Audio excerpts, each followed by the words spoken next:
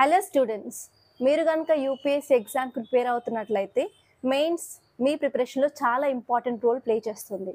For example, మీకు mains వచ్చిన marks బట్టే మీ ర్యాంక్, అలాగే మీకు వచ్చిన సర్వీస్ అనేది అలాట్ అవుతుంది.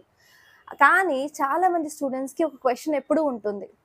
సరే, మెయిన్స్ ఇంపార్టెంట్ అని తెలుసు, కానీ ఎప్పుడు స్టార్ట్ చేయాలి, ఎలా స్టార్ట్ చేయాలి అని. ఫస్ట్ ఆఫ్ ఆల్, నేను డే 1 ఎప్పుడైతే నేను ప్రిపరేషన్ స్టార్ట్ చేస్తున్నానో ఆ రోజే నేను స్టార్ట్ చేయాలా వద్దా అని. సో నేను ఇచ్చే సజెషన్ ఏంటి అంటే, ఫస్ట్ మన యూపీఎస్సీ సిలబస్ని చూడండి. యూపీఎస్సీ సిలబస్ ప్రింట్అవుట్ తీసుకొని అసలు ఏమేమి సబ్జెక్ట్స్ ఉన్నాయి, GS 1లో ఏమున్నాయి, GS 2లో, GS 3లో, GS 4లో ఏమున్నాయి. అండ్ మన సిలబస్ అంత డిఫైన్డ్గా లేదు కాబట్టి అందులో ఉన్న సబ్ టాపిక్స్ ఏంటో కూడా మీరు తెలుసుకొని వాటిని ఫస్ట్ బై హ్యాడ్ చేయండి. ఫస్ట్ నో యువర్ సిలబస్ తెలుసుకున్న తర్వాత మీరు ఆన్సర్ రైటింగ్ స్టార్ట్ చేయొచ్చు. ఈ ఆన్సర్ రైటింగ్లో ఏంటి అంటే, మళ్ళీ ఇంకొక ప్రశ్న ఇక్కడ, స్టాటిక్ స్టార్ట్ చేయాలా లేకపోతే డైనమిక్ స్టార్ట్ చేయాలా అని. So always start your answer writing with static.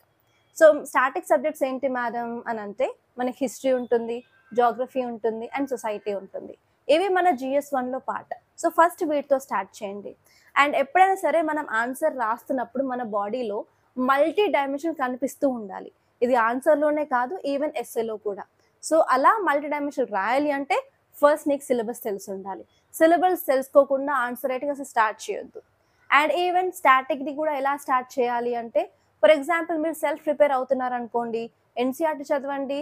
NCERT ఒక చాప్టర్ చదివిన తర్వాత క్వశ్చన్ తీసుకొని రాయండి. ఫర్ ఎగ్జాంపుల్, మీరు ఆల్రెడీ కోచింగ్కి వెళ్తున్నారు అంటే మీకు క్లాసెస్ జరుగుతుంటాయి GS. ఆ GS మార్నింగ్ క్లాస్ ఏం జరిగిందో ఆ యొక్క టాపిక్ తీసుకొని ఆన్సర్ రైటింగ్ రాయడానికి ట్రై చేయండి. ఇలా ట్రై చేస్తూ ఉంటే మీ ఆన్సర్ రైటింగ్ చాలా బెటర్గా మారుతుంది. అండ్ వన్ మోర్ థింగ్ ఏంటంటే, ఎవ్రీ డే ఆన్సర్ రైటింగ్ చేస్తూ ఉండండి. Thank you so much guys.